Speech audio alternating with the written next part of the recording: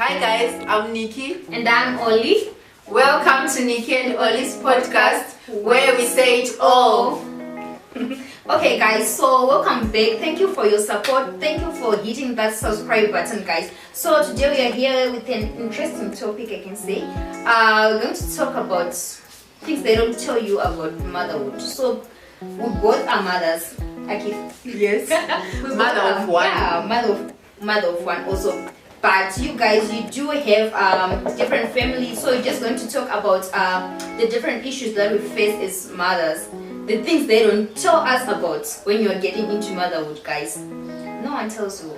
Yes, for sure. And you know, especially in these days of social media, people, they show you the beautiful side of motherhood, like photo shoots, and they look beautiful with their babies, with their baby mom, and all that, guys.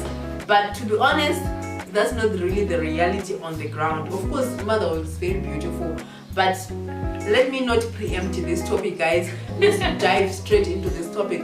But as usual, guys, don't forget to like, to comment, to subscribe, and to share with everyone that you know with this video, guys. We really need your support, and thank you guys for always supporting us and for watching our previous videos, guys. We see you, we see your comments. Thank you so much. We really appreciate it.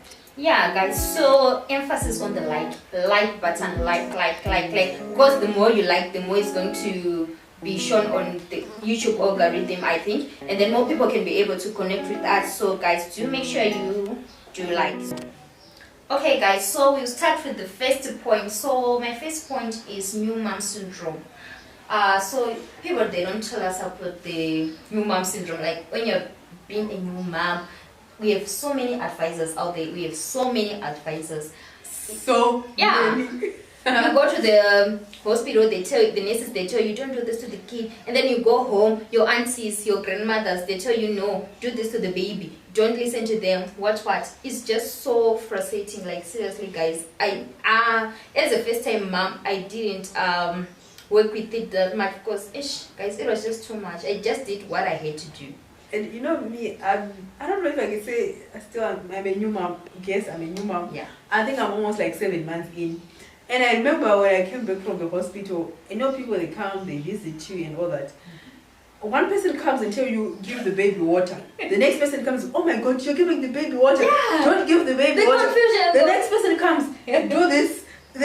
It's just so confusing. It's so very confusing. And now I get why some people, they tell people that if you visit a new mom, please don't give what is it, the word, English word? Unsolicited advice. Like advice that you are not being asked, please don't give. You are confusing these people. Motherhood it's a pandemic on its own. And you are bringing on this thing. Guys, stop confusing new moms. But I think it's our society ways, like our society way, the community of showing love. It's like they're showing love to you, but then it can become very overwhelming, guys. It can become very overwhelming to be told what to do, what not to do, what to feed the baby, what not to feed the baby, how to change the baby, how to bath the baby. You have these different types of doing things, and it became very overwhelming for me. For me, it was like, guys. And I also think if you're a new mom, a lot of people are going to come with a lot of advice. And I think the best that you can do is, can you please just listen to people who are really close to you, like maybe your mom, your close aunties, because you cannot do with all this advice that you're getting from people, honestly. And your friend, like, aren't you supposed to give you advice? Like, yes, but that's what I'm saying. Like, take advice from people that are really close to you. Otherwise, you're going to receive 500, bags of advice. Or we can say in a nice way, you take all the advice, but then you don't filter. Exactly. You filter the advices, and then you don't have to apply everything into your baby's life or into your life as a family. You don't have to, but you have to just accept it. Okay, you made tabasa, thank you, and then you move on with your life. You just take the relevant advice you think can work for you, for the both of you. I think, yeah. And also, if you are giving people advice, please can you give them the advice in a nice, loving way, guys? Because some people that they give you advice in a very scary way, to be honest. Like, they'll be like, oh my God, you're doing this to baby. The baby is going to die. No, please. Can you cow baby. It's scary. Thank you. It's And really, every time really you have to scary. birth a baby, you'll be so scared. You Yeah. have that insecurity, like, am I doing it the right way? You have to question yourself over and over again. So yeah, guys, that's one thing you don't tell us about being a mom. Like, you don't just do that, guys. And then one advice that I also received from someone was like, Sneaky, no matter how much you cannot take all this advice. Just know that mwana no kura at the end of the day. Yeah, And for sure, they really grow. Because if I look back from when I came out of the hospital and now, I'm like, oh, who is this mom? This confident mom? You know, back then you were not that confident. I wasn't. I know. I wasn't. And I think that brings me to my first point that I'd written down. Yeah. Motherhood is scary. I don't know if it's just me, guys, but motherhood is so scary.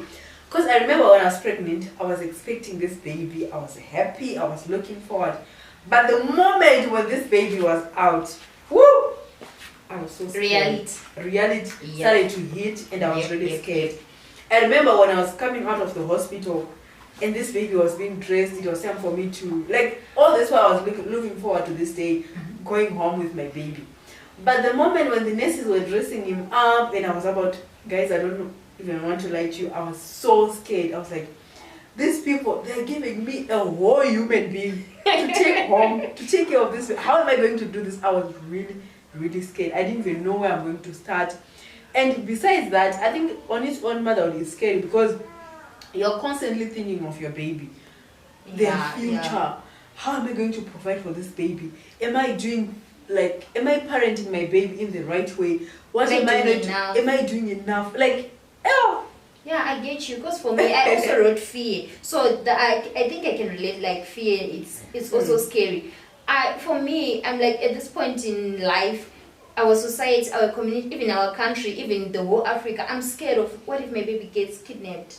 What if he's abused? I'm so scared of those things, guys. I'm so scared. As a mom, I get that feeling of, is my child safe? Yeah. I don't know if is my child safe? Even when, like, now he's at school, you know, my son is at school. I'm like, are they taking care of him? Like, is he eating okay? Is he being abused? Like, every time I have to check with him, like, when he gets back, are you okay? Did anything happen in particular? Did someone touch you? Like, I'm sorry, but I have to ask because it's that scary mom in me. Like, I don't know how you guys breathe when your children are at school. Because me now, my child is still small. Especially at the university, if you have a kid I'm always imagining, I'm like, my child when they go to school, how am I going to cope? I remember you're always telling me, like, no, only my child is not going to boarding school. Because, I think trauma. Yeah. My childhood trauma, I think, guys, I don't even know how you guys survive. For me, motherhood is very scary. Because you're always thinking, am I doing the right thing? Yeah. Am I doing enough? Like, how can I be the best mom that I can be? And you're receiving all this advice from people telling you, your child does this, you're not disciplining this child enough. Exactly. Yes. Welcome, James. Like, that's a lot. No, that's a lot. It's and the community can be a lot also. Yeah. So, yeah, another point on how people don't tell us about motherhood is that we constantly need help. Emotionally, physically, we need help, guys. We're just crying out for help. I don't know if you're a strong mother or a Wonder Woman, but as for me and the other ladies I'm speaking for, like, we need help, guys. We need to take a break. The times when I need to take a break, like, I need a break. I need a nanny to take care of my baby. Like, sometimes I do need to go on a also trip. written at some point, but for me, I said it's okay to ask for help. It is. It's okay, guys. And don't judge us when we do ask for help, when you have help. I don't think it's proper to judge someone just because they need help. And have you realized that the generation of our moms, for them to be a good mother, to be a good wife, like, you had to do everything on your own. You had to be a super mom. But guys, you can't be a super mom by doing everything. Honestly, you'll be so exhausted. And if you look back at that generation you're talking about, our mothers, our grandmothers, they were not affectionate enough. They were not. I think because they were so bitter, they were so angry all the time. Like, they were juggling everything, the household, being a mom, like, because it's so stressing, guys. We need even emotional support. I do need it. I need affirmations, like, No, you're you're doing strong. well, you're a good mom, Exactly. you're doing so. I need so that important. affirmation, guys. I need it even from my partner, even from my mom. And I'm so glad that the people around me, they do, guys. So if you're a friend, if you're a sister, if you're a pastor, if you're just someone who is related to someone who just had a baby, or someone who have a baby, even if they are in secondary school, even if they are married, guys, they're still babies. I think they're still babies. I just think you need that affirmation. Okay, another point, guys, which I had written, I didn't know the exact words or the right words to put it. Motherhood is a pandemic. It's a whole pandemic on its own. What do you mean it's a pandemic? Like, it's a mixed bag, mixed feelings. It's not every day that you wake up feeling all lovey-dovey. Oh, my baby. Like the queen mother. No, it's not every day that you wake up feeling like that.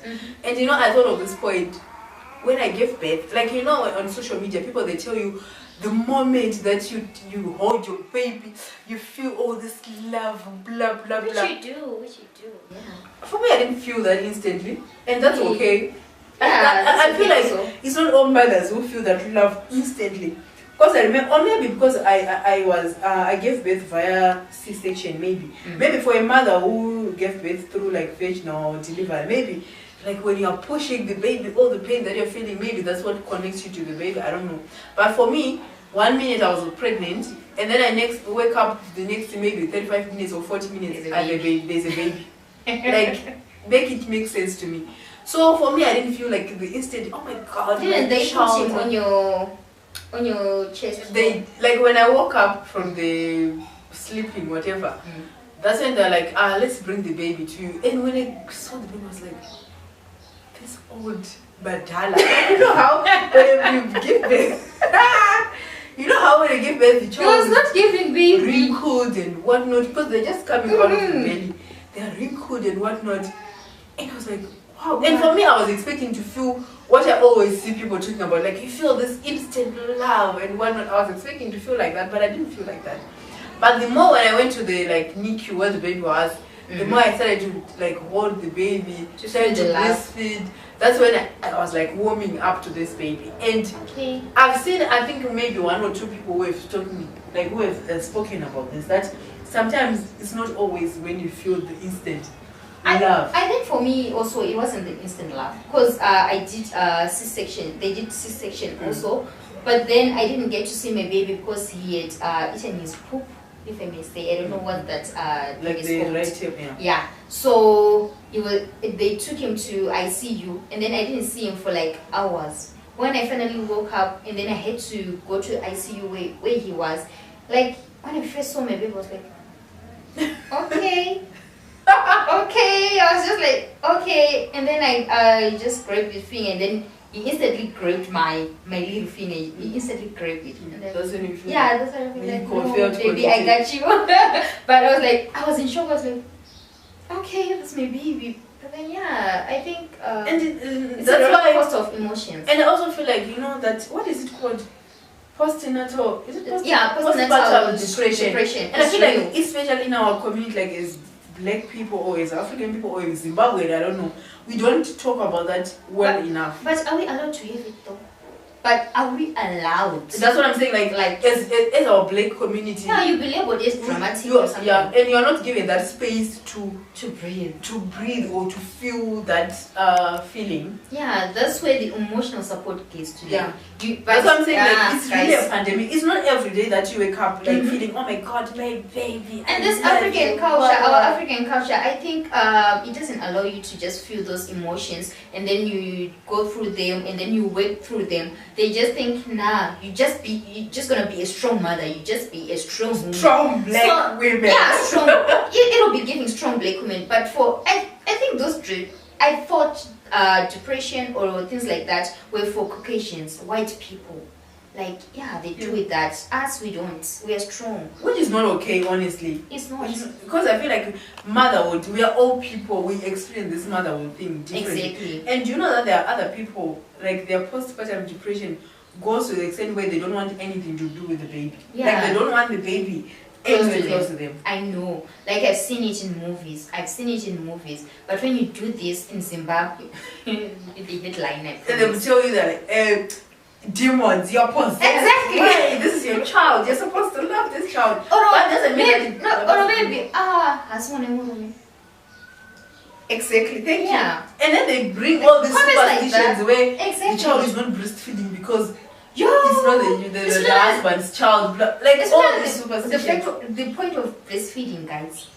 I think it's one's choice to decide whether she wants to breastfeed or she doesn't want to breastfeed. Yo, You not don't in have to Africa, not interfere. in Zimbabwe. In Zimbabwe, no.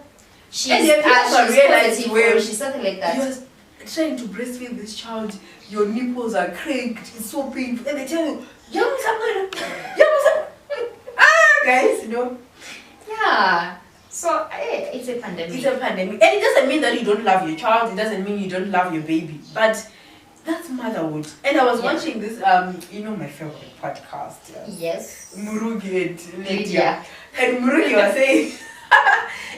was saying, for me, I just, my first experience with breastfeeding wasn't really good. Milk was not coming out.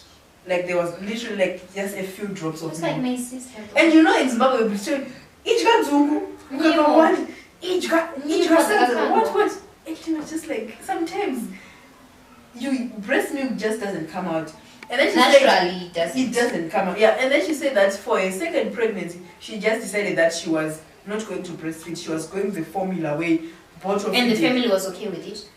And she said she actually received a bit of backlash from the elders, like why Exactly. you have to breastfeed your child, formula is not healthy, it's not And it it's can okay, become guys. overwhelming. It's for so your mom. overwhelming for mothers. Even And if you know, it's a second the baby, father baby. is there living his best life. He doesn't care what you're going They through. always, I think our fathers are more privileged in some way. They don't have to go through all They these don't. emotions, through all these type of things that we go through as mothers. They don't, they just say, if you're responsible, that's enough. If you have pampers, diapers, it's Do you have enough. milk? Do you have milk? Do you have- It's enough. And then it goes to Jabla, guys. So, yeah. And you know, even those first few days when your babies are young, they're crying, and the father will I think it's so important to have your It's partner's about the partner. your partner's support. Yeah. Guys, you should really man up when it comes to supporting your partners. For me, I think it's really important. envy those Western couples where they give each other even duties okay, this shift is now for the husband to take care of the baby, this shift is now for the mother. In Zimbabwe, Even if in the this baby country- wakes up in the middle of the night, because we know babies do wake up, they say it's your turn, babe, and then he knows, he instantly knows, guys, this is I my have to- turn. yeah. Or maybe just take a rest, you need to sleep, let me take care of everything. I saw this video of a couple. The lady had just given birth, and then the husband was helping her clean up after herself, helping her to wear the pads. It was so romantic. I thought, my God, if only Zimbabwean men, you guys, would do that. You guys. Which is Zimbabwean bad. But do you think they are all No, I don't think not all of them. Honestly, we are just exaggerating things. But I think there are also other men out there, Zimbabwean men living in Zimbabwe who are nice, who are supportive to their women. You know those the saxophone, whatever. Those saxophone guys that are always rubbing it on our faces on social media. Then this woman, she just gave birth. Yo, I and saw she was coming her. out of, I think it's Avenues Clinic Hey. with the twins, and then the husband was That was there a gift. with a A push. new car. That's a push present. Push present, guys. Guinea. Push a guinea to who? It's like, it was really nice, it was really beautiful. I was like, wow. That's romantic. That's romantic. And being considerate, really. And as mother, I think we really need that affirmation, guys. Even Always if being it's not affirmed. a car, guys. So you're not saying buy us cars. No. Whatever you can afford, even bring me a Whatever. dress, it's okay. Exactly. I appreciate. Anything, bruh. Please. Something that's thoughtful and considerate that my wife just had a baby. I need to support him anyway. Yeah. But sometimes even just being there, just being there for me, it's okay, guys. It doesn't have to be monetary gifts. It doesn't have to be anything out of the world. Just being there and supporting me, guys. It's okay. But I don't know if we have to climb a mountain so that we can shout to the African guys please be supportive, please. Guys, I'm sorry if I'm flashing you with my boobs. It's giving breastfeeding mad. One of the things you have to go through. Breastfeeding mad. Yeah. Tell me about it. Tell me about it. So, my other point is sacrifices. Sacrifices, Doniki, sacrifices. The sacrifices you have to make, if you're a mother, you have to make a lot of sacrifices. Sometimes for the better good of your children, you have to make that one step that is going to improve your child life. So some of us in this African continent, some of us do stay in marriages that are toxic as a sacrifice for your children's happiness. We get it. I'm not judging, I'm not doing it. We get it. Like, it's a sacrifice a mom has to go through. Like, I'm sacrificing my happiness or my stability or anything, guys, for the sake of my babies. And some women, they do sacrifice their marriages like the other way around. They walk out of toxic marriages for the well-being of their kids. They don't want their kids to be surrounded with the drama, with the conflicts, with the fights. Like, guys. where kids have to be, this weekend they're at their daddies, the next weekend at their mommies, Exactly. school days at daddies. Like, it's just so confusing with some kids. And some women, they prefer to just sacrifice their love, their dignity, Everything. like their sanity, just for the sake of the kids. raising the kids together with their husbands, which we are not judging. We are not judging. Some prefer being single for the sanity of the kids as well, which is also, I think it also makes sense. Also because I don't want my kid. As for me, guys, I don't want my kid to be in that environment, that hostile environment, where we're always fighting, where there's violence. Because I think that's it also affects me. our kids. That's also me. Do. I don't see myself staying in a toxic marriage for the sake of my kids. No, I think it would be better for me to separate and mother my child as a more happier, sneaky way, as a more happier person. I think that would be nicer that way. But you know, some men, with these ladies that are staying in marriages because of their kids, some men do threaten, like, if you leave this marriage, I'm not going to support you. Maybe you have 4 kids, for instance. I'm not going to support the kids, and they are getting the best education. And now you're thinking, if I leave, I don't have a stable job, I don't have stable income, I don't have any hustles, like stable hustles that can sustain my kids' education. So what am I supposed to do here? You just have to stay in that marriage. I think you just have to die in that situation, but your kids will have a great future, guys.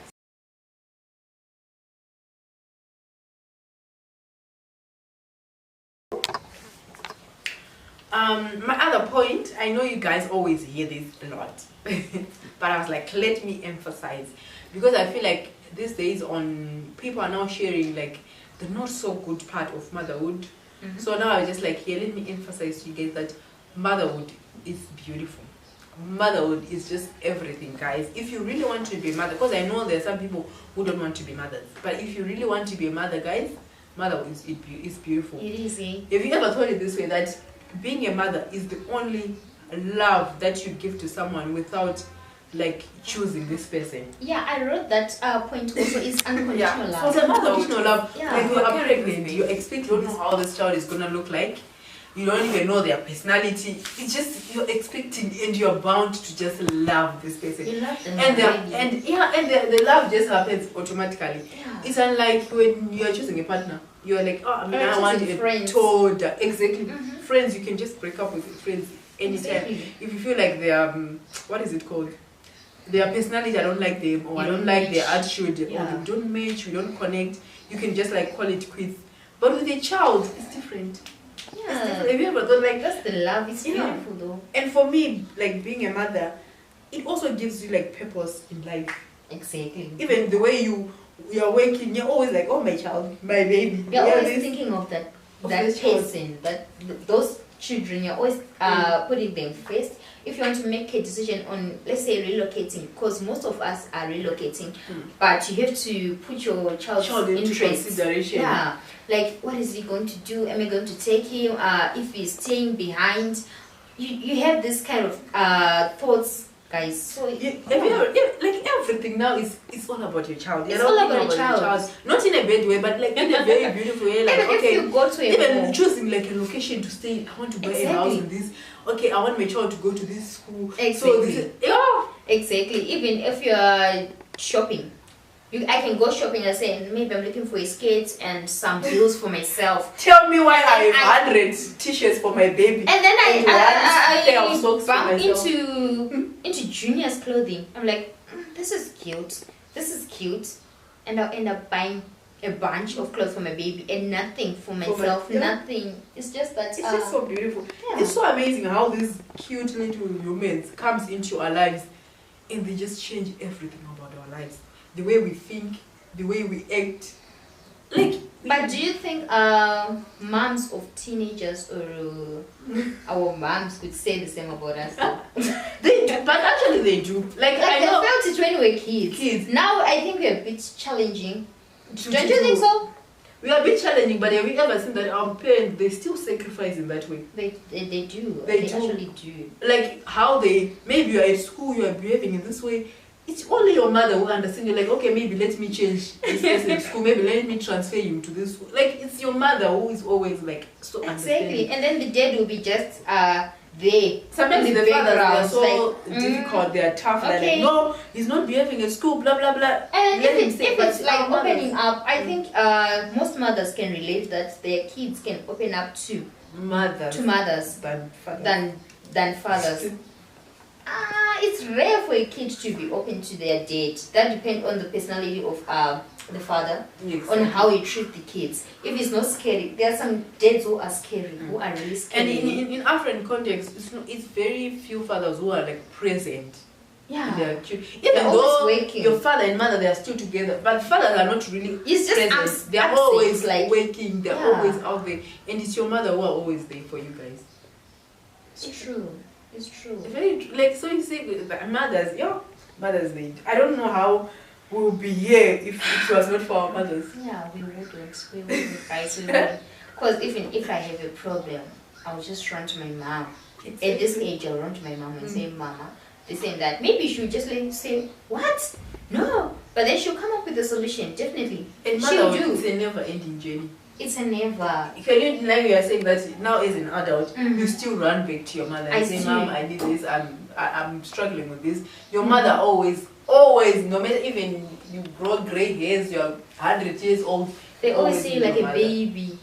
And she's always saying, "Yeah, my baby." And then you hear a grown woman like with in-laws with everything say, "Oh, they are my babies," and you look at the baby, it's not babying. Yo. Okay, so for me, my mom is late. But when I became a mom myself, there's never a time in my life that I wanted my mother than the time when I gave birth. Like I was like, I wish my mom was here. It was just that badly. Like I've never wanted my mother this much than the time when I gave birth. Oh shame. Yeah, I think motherhood it just unlocks this maternal instinct in you, and you also become so, I don't know if you can say vulnerable. Like, you know, on social media, we always see these kids like struggling. You know how these like media houses, they portray these African like babies struggling, malnourished, like no water, kwashiorkor, whatever. I used to see that before having a child. I was like, okay, another struggle in Africa. But now that I'm a mother, I'm like, oh my god, like it touches my soul that deep that it used to be when I was for me. I can cry. Like I don't know how many times I've cried over kids that are not mine. Like I hear touching story about some children. So instantly I think about my baby in that situation. Like it happens so naturally, guys. And I'm like, no, I don't ever to see my baby in that kind of situation. No, I just started crying. Yeah. It's so so for deep, me, I really struggled to find like points for this topic, motherhood. I think this was like my last. You can continue with yours and then you just like your. I think I only had like 4 points mostly. Okay, cause. But we can continue with yours if you or maybe. So okay, you don't tell us about the excitement we get over little things. Have you explained that?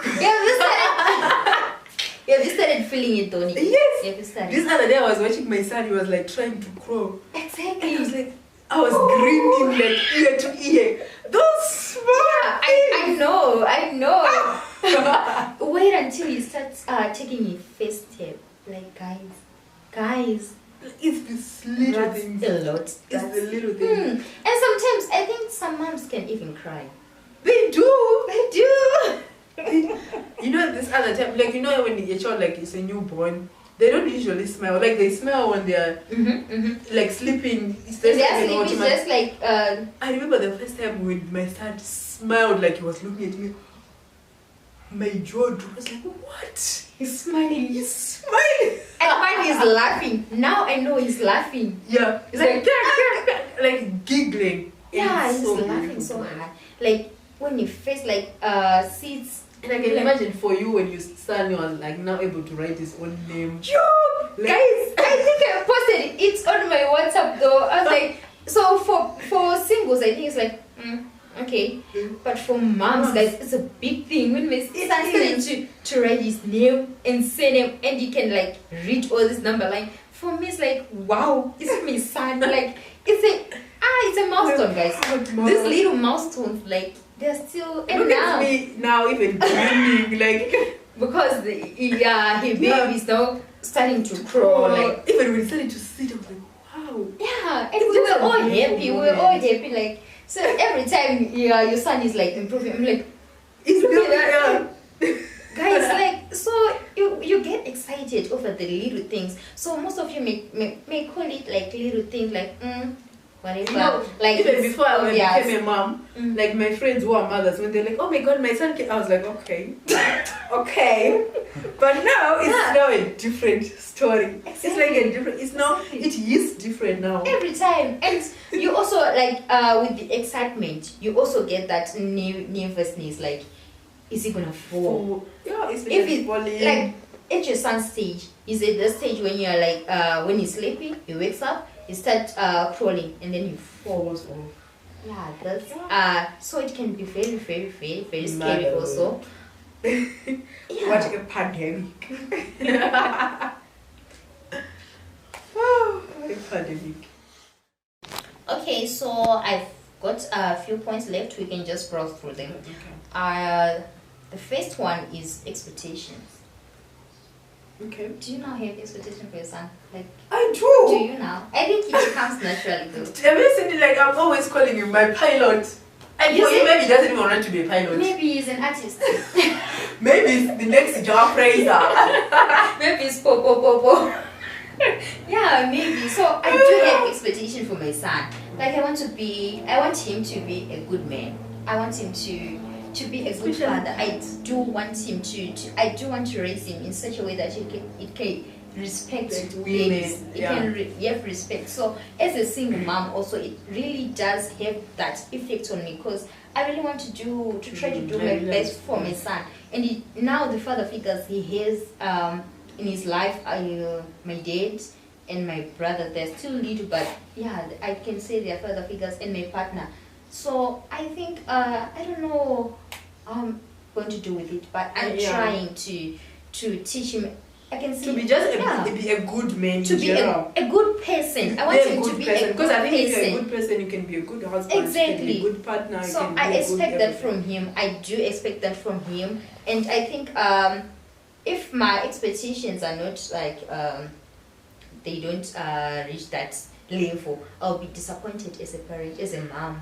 I'll be disappointed in myself. I think most moms do feel that disappointment. You do. In their You kids. actually do. And especially even for me, I think I'm now very intentional about a lot of things because, like, even things that we say in the house, I know it's done now, but I'm starting now so that we don't say certain things in front of him. So that, because guys, have you ever seen like some kids when they are playing in the streets, especially they the just though.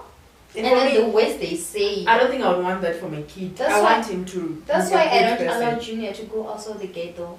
That's why I don't allow him. And for me, I What think the that's things me you as well. bring back in the house, I wouldn't want it. I wouldn't like it. And then if he comes back with a bad word from school, I have to call the school, the teacher. I just have to do it, guys, because no. And I'm teaching him to like learn to say thank you. He does say thank you. You're welcome. Please, thank you. All the good things.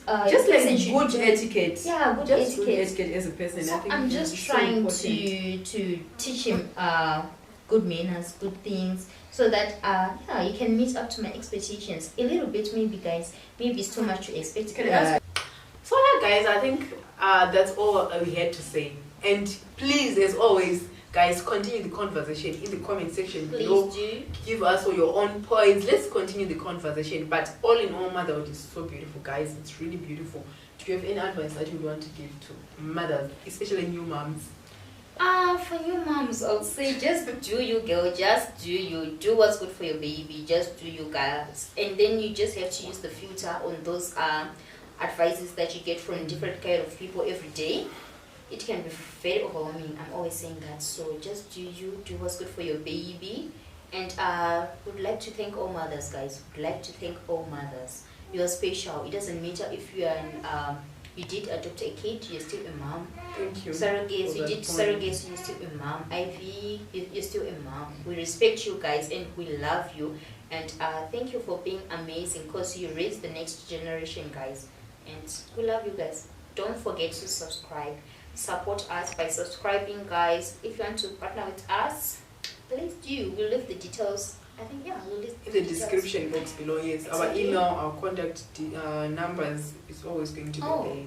And also, I think this episode is going to be on our Spotify. Yes, please, guys. We're going to leave a link as well.